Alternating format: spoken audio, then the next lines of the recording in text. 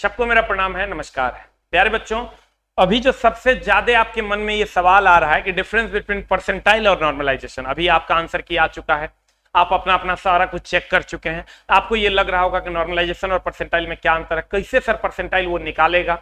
इस पर हम लोग आप फॉर्मूला के साथ हम आपको दिखाएंगे, निकाल के भी दिखाएंगे कि कैसे परसेंटाइल निकाला जाता है। नॉर्मलाइजेशन निकाल के इसलिए अभी आपको हम नहीं दिखाने वाले हैं, इसलिए नहीं दिखाने वाले हैं कि नॉर्मलाइजेशन अब होना ही नहीं है, तो उसके बारे में जानकारी लेके क्या फायदा है। हम लोग मेनली परसेंटाइल सिस्टम पे बात करेंगे कि कैसे किसी खास शिफ्ट में ज्यादा नंबर वाला का अगर होगा तो अगले शिफ्ट में उससे कम नंबर वाले का भी सेम इक्विवेलेंट माना जाएगा, और फिर अगले शिफ्ट में उससे भी कम नंबर वाला होगा, लेकिन यानी किसी को अगर 60 नंबर है, किसी को अगर 60 नंबर है फर्स्ट शिफ्ट 1 में, और तो किसी को शिफ्ट 3 में अगर 55 नंबर है, तो ये दोनों समान माने जाएंगे। कैसे, इस पर हम लोग चर्चा करने वाले हैं। तो प्यारे विद्यार्थियों, इसका मतलब ये हुआ कि अगर अलग अलग जोन में आप अपना जो एग्जाम दिया है उसमें 3 शिफ्ट में अगर मान लीजिए एग्जाम हुआ है, शिफ्ट 1, शिफ्ट 2 एंड शिफ्ट 3 में, तो आप ये समझिए कि आपके शिफ्ट में अगर 60 का जितना वैल्यू है, दूसरे शिफ्ट में अगर क्वेश्चन टफ है तो 55 का उतना ही वैल्यू। आप कहिएगा कैसे, और तीसरे शिफ्ट में अगर उससे भी ज्यादा टफ है तो भैया 52 का भी उतना ही वैल्यू है जितना पहले शिफ्ट में 60 का। कैसे, उसका क्या फॉर्मूला है, उस पर हम लोग चर्चा करने वाले हैं। What is percentile? Number, percentile का फॉर्मूला है number of student appear in the shift with raw score equal to or less than the candidate but total number of candidate who appeared in the shift गुना 100। आप कहिएगा नहीं समझे sir, तो हम निकाल के दिखाते हैं आपको। ये नॉर्मलाइजेशन के बारे में हम लोगों को नहीं जानना है, ये क्या है, इसलिए नहीं जानना है कि अब नॉर्मलाइजेशन हुआ नहीं है। हम लोग आते हैं परसेंटाइल में। मान लीजिए हम 3 शिफ्ट लेते हैं, शिफ्ट 1 जो इजी था, शिफ्ट 2 जो मॉडरेट था, और शिफ्ट 3 जो टफ था। गौर फरमाइएगा, शिफ्ट 1 का जो 65 नंबर है रॉ मार्क्स, वो शिफ्ट 2 चूंकि मॉडरेट था, ये इजी था, ये मॉडरेट और ये टफ है, वो इसके 62 के बराबर है, और शिफ्ट 3 के 60, ये तीनों आपस में बराबर। अगर टफ में किसी को 60 आया है और इजी में किसी को 65 आया, तो ये तीनों आपस में बराबर है। कितना बढ़िया सिस्टम है। कोई ये नहीं कह सकता कि मेरा टफ था तो मेरा कम मार्क्स आया इसलिए नहीं हुआ, आप ऐसा नहीं कह सकते। आप देखिए कैसे निकलता है, आप गौर से देखिए। तो ये शिफ्ट 1 की बात करते हैं हम लोग। ये शिफ्ट 1 किधर गया, ये शिफ्ट 1 हो गया, इधर आइएगा, ये शिफ्ट 2 हो गया, और इधर शिफ्ट 3 हो गया। आप गौर से देखिए, मान लीजिए इस शिफ्ट में 1 2 3 4 5 6 स्टूडेंट अपीयर, और इस शिफ्ट में भी 6 स्टूडेंट अपीयर हुए, इस शिफ्ट में भी 6 स्टूडेंट अपीयर। स्टूडेंट अपीयर पर भी ये डिपेंड करता है। तो देखिए कैसे निकालते हैं। इसका जो मान लीजिए 65 नंबर किसी का आया, इसका परसेंटाइल भी 100 के बराबर है, 62 आया वो भी 100 के बराबर है, इसमें 60 आया वही 100 के बराबर। ये निकलता कैसे? जैसे मान लीजिए इसमें जो नंबर ऑफ एप्लीकेंट्स कितने हैं, आप गौर फरमाइएगा। तो नंबर ऑफ एप्लीकेंट्स कितने हैं, और इसको हम लोग थोड़ा सा इस पर चला, हमने बहुत ज्यादा वर्कआउट किया है ताकि आपको दिक्कत ना हो। गौर फरमाइएगा, अगर मान लीजिए यहां हम आते हैं तो इसमें नंबर ऑफ, इसको गिनना है 1 2 3 4 5 6, तो टोटल नंबर ऑफ एप्लीकेंट्स हो गया 6। ठीक है, टोटल नंबर ऑफ एप्लीकेंट्स हो गया, चला जी कितना, 6। आज 6 के बाद अगर हम आते हैं तो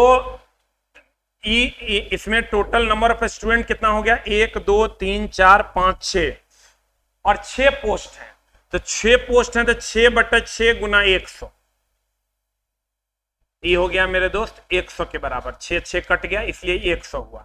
अब यहां आते हैं तो यहां आइएगा तो टोटल नंबर ऑफ एप्लीकेंट्स हो गया 1, इसको लेते हुए 1 2 3 4 5, यहां 5 हो गया।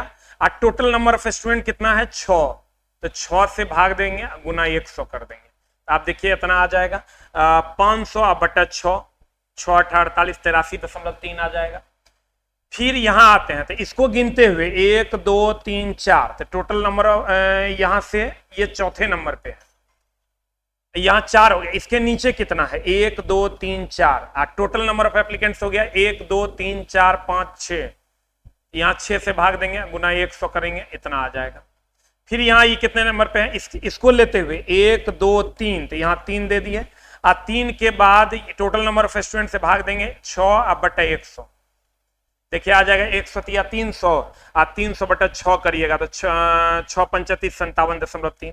यहां आएंगे चला जी तो इसको लेते हुए 1 2 तो 2 आप बटा 6 आ गुना 100 आई बराबर हो जाएगा, देखिए 200 बटा 6 तो हो जाएगा 6 3 18 6 3 18 33.3। फिर यहाँ आएंगे तो 1 बटा टोटल नंबर ऑफ एप्लीकेंट्स गुना 100, यही फॉर्मूला है।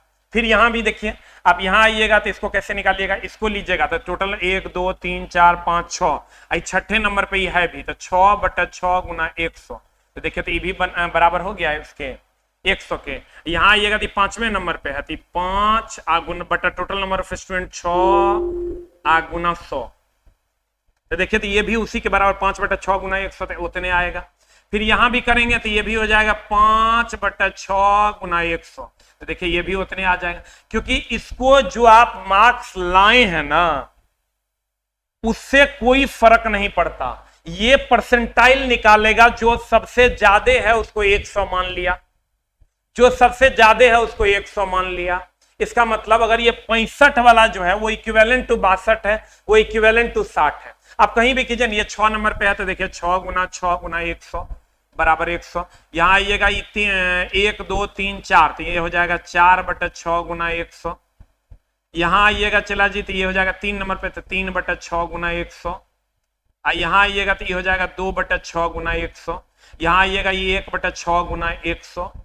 सेम यहाँ भी करेंगे हम लोग, ये 4 नंबर पे है तो 4 बटा 6 गुना 100, ये करेंगे 3 बटा 6 गुना 100, ये करेंगे 2 बटा 6 गुना 100, यहाँ करेंगे चला 1 बटा 6 गुना 100। सीधी बात, नो बकवास, सिर्फ जानकारी की बात करते हैं कि आपको आपके लिए जो जानकारी इंपॉर्टेंट है।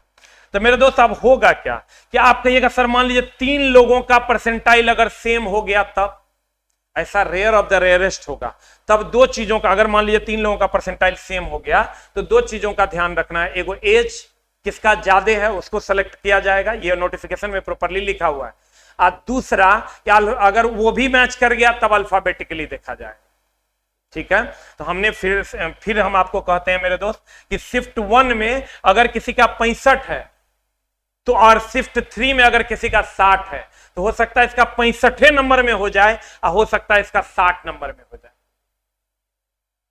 डिपेंड करेगा कि उसके सिटिंग का जो स्टूडेंट मार्क्स लाया है वो मैक्सिमम कितना, मैक्सिमम को ही 100% मान लिया जाए, ठीक है।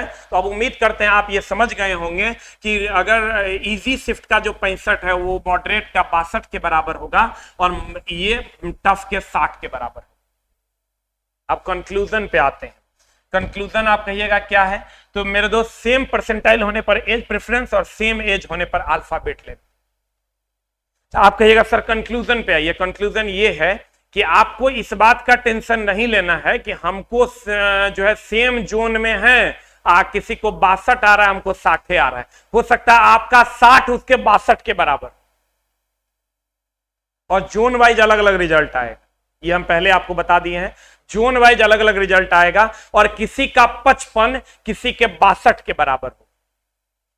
तो किसी को हो सकता है शिफ्ट 3 में 55 वाले का सिलेक्शन हो गया हो और शिफ्ट 1 में जो है वो 65 वाले का सिलेक्शन हुआ हो, 55 वाले का नहीं हुआ। अगर मान लीजिए कि शिफ्ट 1 में 65 वाले का सिलेक्शन हुआ है तो शिफ्ट 2 में जो है 55 वाले का सिलेक्शन हो जाएगा, लेकिन शिफ्ट 1 में जो 55 वाला है इसका सिलेक्शन नहीं हो। वो डिपेंड करेगा इजी है, मॉडरेट है या टफ। हम फिर से आपको बता दिए हैं, एक बार और रिवाइज कर देते हैं क्योंकि मामला तो उलझा हुआ है।